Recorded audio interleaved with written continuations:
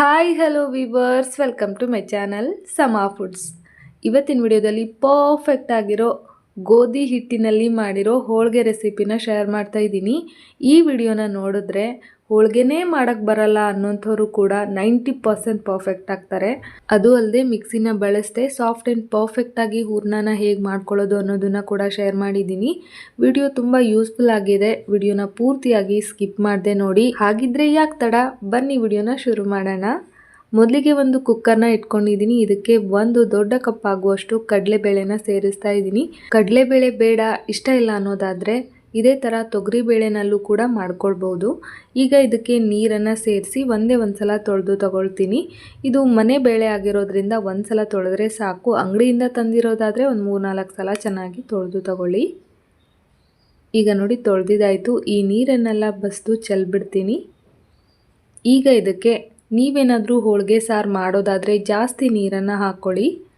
ಹೋಳಿಗೆ ಸಾರು ಬೇಡ, ಬರೀ ಹೋಳಿಗೆ ಮಾಡ್ಕೊಳ್ತೀವಿ ಅಂದರೆ ಬೇಳೆ ಬೇಯೋದಕ್ಕೆ ಎಷ್ಟು ನೀರು ಬೇಕೋ ಅಷ್ಟೇ ನೀರನ್ನು ಸೇರಿಸಿ, ಜೊತೆಗೆ 1 ಚಮಚ ಎಣ್ಣೆ ಸೇರಿಸೋದ್ರಿಂದ ಬೇಳೆ ಬೇಗ ಬೇಯುತ್ತೆ.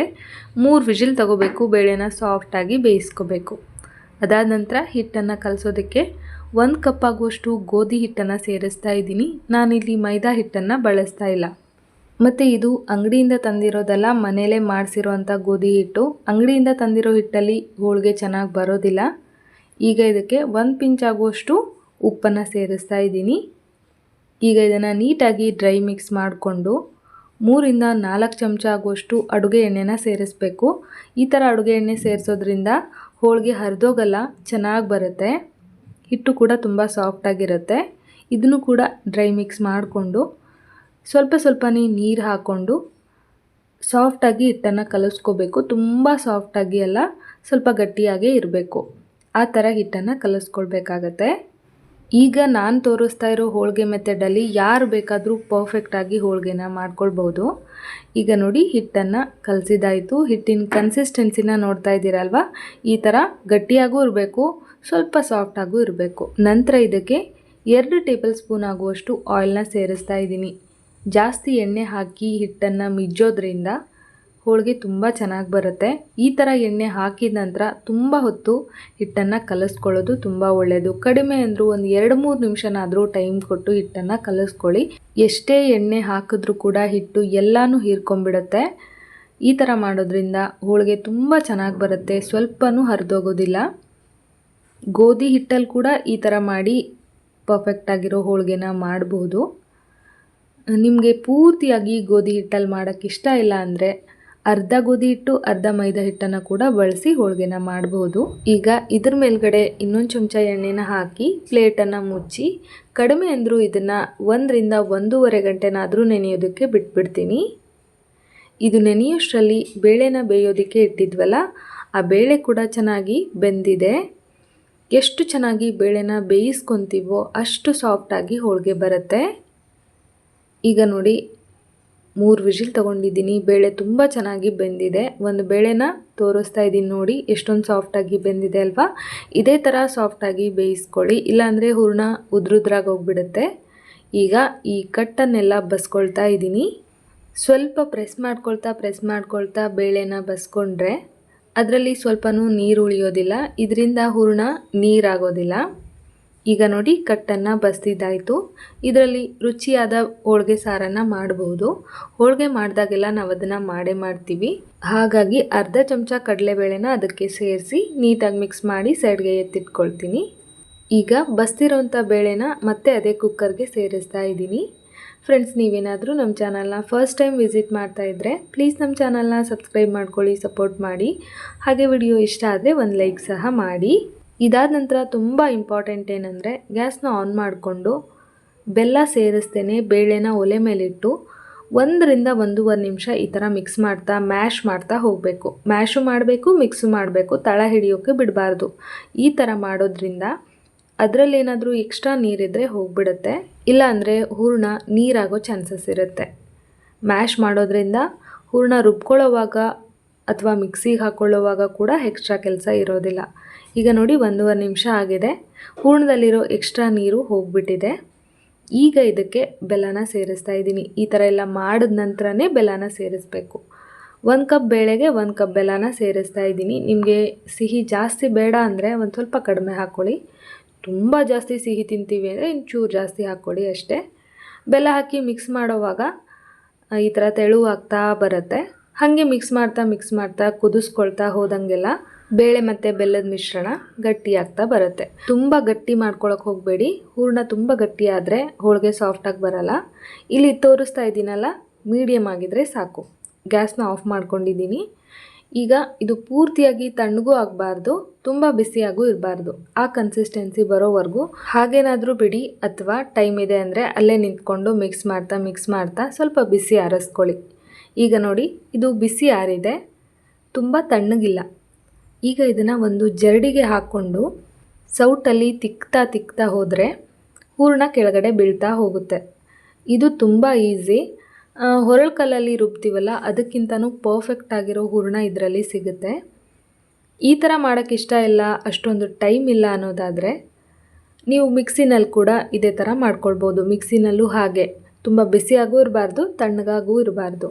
ಯಾವುದಾದ್ರೂ ಒಳ್ಳೆ ಬ್ರ್ಯಾಂಡ್ನ ಸ್ಟೇನ್ಲೆಸ್ ಸ್ಟೀಲ್ ಜರಡಿನೇ ತಗೊಳ್ಳಿ. ಯಾವುದಾದ್ರೂ ಲೋಕಲ್ ಚೆನ್ನಾಗಿಲ್ಲದೆ ಇರೋದಾದರೆ ಒಂದೇ ಸಲ ಹೂರಣಕ್ಕೆ ಕಿತ್ತೋಗ್ಬಿಡುತ್ತೆ. ಈಗ ನೋಡಿ, ಕೊನೆಯಲ್ಲಿ ಈ ಥರ ಉಳಿದಿರುತ್ತಲ್ಲ, ಇದನ್ನು ವಾಪಸ್ಸು ಹೂರಣ ಜೊತೆಗೆ ಮಿಕ್ಸ್ ಆದರೂ ಮಾಡ್ಬೋದು. ಬೇಡ ಅಂದರೆ ಹೋಳಿಗೆ ಸಾರಿಗೆ ಅಂತ ಎತ್ತಿಟ್ಟಿರ್ತೀವಲ್ಲ ಕಟ್ಟು, ಅದ್ರ ಜೊತೆ ಮಿಕ್ಸ್ ಮಾಡಿದ್ರೆ ಸಾಂಬಾರು ತುಂಬ ಚೆನ್ನಾಗಿರುತ್ತೆ, ವೇಸ್ಟ್ ಕೂಡ ಆಗೋದಿಲ್ಲ. ಇದಾದ ನಂತರ ಹೂರಣನ ನೋಡೋಣ.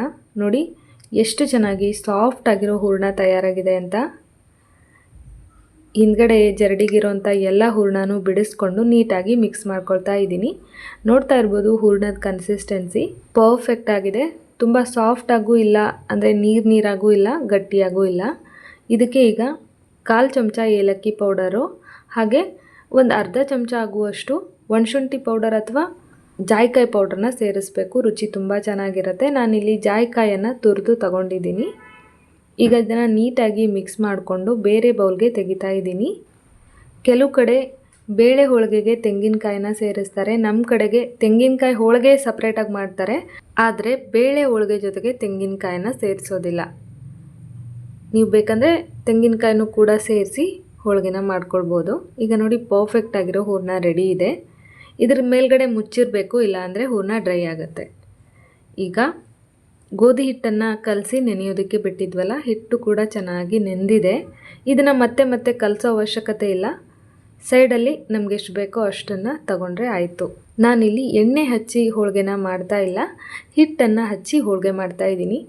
ತುಂಬ ತೆಳುವಾಗಿರೋ ಹೋಳಿಗೆ ಬೇಕು ಅಂದರೆ ಈ ಥರ ಹಿಟ್ಟು ಹಚ್ಚಿ ಒಂದು ಸಲ ಮಾಡಿ ನೋಡಿ. ತುಂಬ ಅಂದರೆ ತುಂಬ ಚೆನ್ನಾಗಿರುತ್ತೆ. ಬೇಡ ಅಂದರೆ ನೀವು ನಾರ್ಮಲಾಗಿ ಹೋಳಿಗೆನ ಎಣ್ಣೆಯಲ್ಲಿ ಸವರಿ ಮಾಡ್ತಾರಲ್ಲ, ಆ ಥರನೂ ಮಾಡ್ಕೊಳ್ಬೋದು. ಬಟ್ ನಾನಿಲ್ಲಿ ಹಿಟ್ಟು ಹಚ್ಚಿ ಹೇಗೆ ಮಾಡೋದು ಅನ್ನೋದನ್ನು ತೋರಿಸ್ತಾ ಇದ್ದೀನಿ.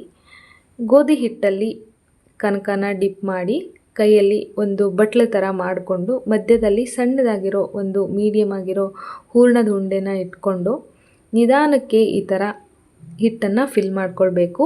ಎಕ್ಸ್ಟ್ರಾ ಇರೋ ಹಿಟ್ಟನ್ನು ತೆಗೆದುಬಿಡಿ. ಈಗ ನೀಟಾಗಿ ಉಳಿದಿರೋ ಹಿಟ್ಟನ್ನು ಅಲ್ಲೇ ಪ್ರೆಸ್ ಮಾಡಿಬಿಡಿ. ನೋಡಿ, ಇಷ್ಟ ಆದರೆ ಆಯಿತು. ಈಗ ಹಿಟ್ಟನ್ನು ಸವರಿ ನಾವು ನಾರ್ಮಲಾಗಿ ಚಪಾತಿನ ಹೇಗೆ ಲಟ್ಟಿಸ್ತೀವೋ ಅದೇ ಥರ ಲಟ್ಟಿಸ್ಬೇಕು. ಆದರೆ ಅಷ್ಟೊಂದು ಭಾರ ಹಾಕಿ ಲಟ್ಟಿಸ್ಬಾರ್ದು, ನಿಧಾನಕ್ಕೆ ಲಟ್ಟಿಸಿದ್ರೆ ಆಯಿತು. ನಿಮ್ಗೆ ಎಷ್ಟು ತೆಳುವಾಗಿ ಹೋಳಿಗೆ ಬೇಕೋ ಅಷ್ಟು ತೆಳುವಾಗಿ ಲಟ್ಟಿಸ್ಕೊಳ್ಬೋದು. ತುಂಬ ಅಂದರೆ ತುಂಬ ಈಸಿಯಾಗಿ ಹೋಳಿಗೆ ಬರುತ್ತೆ, ಸ್ವಲ್ಪನೂ ಅಂಟ್ಕೊಳ್ಳೋದಿಲ್ಲ. ನೋಡ್ತಾ ಇರ್ಬೋದು, ಚಪಾತಿ ಥರ ನಾನು ಕಲ್ಲಿನ ಮೇಲೇ ಲಟ್ಟಿಸ್ತಾ ಇದ್ದೀನಿ. ಇಲ್ಲಿ ಯಾವುದೇ ಶೀಟು, ಬಾಳೆ ಎಲೆ ಯಾವುದನ್ನು ತಗೊಂಡಿಲ್ಲ, ಆರಾಮಾಗಿ ಮಾಡ್ಕೊಳ್ಬೋದು. ನೋಡಿ, ಎಷ್ಟು ದೊಡ್ಡ ಹೋಳಿಗೆ ಬೇಕೋ ಅಷ್ಟು ದೊಡ್ಡ ಹೋಳಿಗೆ ಕೂಡ ಮಾಡ್ಕೊಳ್ಬೋದು. ಚಪಾತಿಗಿಂತನೂ ಈ ಹೋಳಿಗೆ ತೆಳುವಾಗಿದೆ ಅಂತಲೇ ಹೇಳ್ಬೋದು. ನೋಡಿ, ತೋರಿಸ್ತೀನಿ. ಎತ್ತೋದು ಅಷ್ಟೇ ತುಂಬ ಈಸಿಯಾಗಿ ಅಂಟ್ಕೊಳ್ದೆ ಬಂದುಬಿಡುತ್ತೆ. ಮುಂಚೆನೇ ಕಬ್ಬಿಣ ತವನ ಬಿಸಿ ಆಗೋದಕ್ಕೆ ಇಟ್ಟಿದ್ದೆ. ಬಿಸಿಯಾಗಿರೋ ತವದ ಮೇಲೆ ಹೋಳಿಗೆನ ಹಾಕಿ ಎರಡೂ ಕಡೆಯಲ್ಲೂ ಎಣ್ಣೆನ ಸವರಿ ಬೇಯಿಸ್ಕೋಬೇಕು. ಬೇಕು ಅಂದರೆ ತುಪ್ಪ ಕೂಡ ಹಾಕಿ ಬೇಯಿಸ್ಕೋಬೋದು, ಚೆನ್ನಾಗಿರುತ್ತೆ. ಬಟ್ ನಾವು ತುಪ್ಪನ ತಿನ್ನೋವಾಗ ಹಾಕ್ಕೊಂಡು ತಿಂತೀವಿ, ಬೇಯಿಸೋದಕ್ಕೆ ಮಾತ್ರ ಎಣ್ಣೆನೇ ಬಳಸ್ತೀವಿ. ನೋಡ್ತಾ ಇರ್ಬೋದು, ಹೋಳಿಗೆ ಉಬ್ಬಿ ಬರ್ತಾ ಇದೆ, ಎಷ್ಟೊಂದು ಸಾಫ್ಟ್ ಆಗಿದೆ ಅಂತ ನೋಡಿದ್ರೇ ಗೊತ್ತಾಗುತ್ತೆ. ಚಪಾತಿಗಿಂತನೂ ತೆಳ್ಳಗಿದೆ ಮತ್ತು ತುಂಬ ಸಾಫ್ಟ್ ಆಗಿದೆ. ಹೋಳಿಗೆನ ತುಂಬ ಹೊತ್ತು ಆ ಕಡೆ ಈ ಕಡೆ ತಿರುಗಿಸಾಕಿ ಬೇಯಿಸಬಾರ್ದು. ಹೋಳಿಗೆ ಸಾಫ್ಟ್ನೆಸ್ ಕಡಿಮೆ ಆಗಿಬಿಡುತ್ತೆ. ಈಗ ನೋಡಿ ನೀಟಾಗಿ ಎರಡೂ ಕಡೆ ಎಣ್ಣೆನ ಸವರಿ ಬೇಯಿಸ್ಕೊಂಡಿದ್ದೀನಿ. ಮಡಚಿ ಹೋಳಿಗೆನ ತೆಗೆದುಬಿಡ್ತೀನಿ. ಇದೇ ಥರ ಎಲ್ಲ ಹೋಳಿಗೆನೂ ರೆಡಿ ಮಾಡ್ಕೊಂಡು ತಗೊಂಡ್ರೆ ಹಬ್ಬಕ್ಕೆ ಸೂಪರ್ ಸಾಫ್ಟ್ ಆಗಿರೋ ಹೋಳಿಗೆ ರೆಡಿ ಆಗುತ್ತೆ. ನೋಡಿ ಮೇಲ್ಗಡೆ ತುಪ್ಪ ಹಾಕಿ ತಿಂತಾ ಇದ್ದರೆ ಇನ್ನೊಂದು ಬೇಕು ಅನಿಸುತ್ತೆ. ಹೋಳಿಗೆ ಮಾಡಿಟ್ಟು 2 ಅವರ್ ಆದ ನಂತರ ಹೋಳಿಗೆನ ತಿಂತಾ ಇದ್ದೀನಿ. ಎಷ್ಟೊಂದು ಸಾಫ್ಟ್ ಆಗಿದೆ ನೋಡಿ, ತುಂಬ ಲೇಯರ್ ಆಗಿ ತುಂಬಾ ಪರ್ಫೆಕ್ಟಾಗಿ ಬಂದಿದೆ. ಈ ಸಲ ಹಬ್ಬಕ್ಕೆ ನೀವು ಕೂಡ ಇದೇ ಥರ ಹೋಳಿಗೆನ ಮಾಡಿ ನೋಡಿ, ಹೇಗೆ ಬಂತು ಅಂತ ಕಮೆಂಟ್ ಬಾಕ್ಸಲ್ಲಿ ತಿಳಿಸೋದನ್ನು ಮರಿಬೇಡಿ. ಐ ಹೋಪ್ ಇವತ್ತಿನ ಈ ವಿಡಿಯೋ ನಿಮ್ಮೆಲ್ಲರಿಗೂ ಇಷ್ಟ ಆಯಿತು ಅಂದ್ಕೊಳ್ತೀನಿ. ಇಷ್ಟ ಆಗಿದ್ದರೆ ನಿಮ್ಮ ಫ್ಯಾಮಿಲಿ ಆ್ಯಂಡ್ ಫ್ರೆಂಡ್ಸ್ ಜೊತೆಗೆ ವಿಡಿಯೋನ ಶೇರ್ ಮಾಡಿ, ನಮ್ಮ ಚಾನಲ್ಗೆ ಸಪೋರ್ಟ್ ಮಾಡಿ. ಮುಂದಿನ ವಿಡಿಯೋದಲ್ಲಿ ಮತ್ತೆ ಸಿಗ್ತೀನಿ. Bye friends, thank you so much.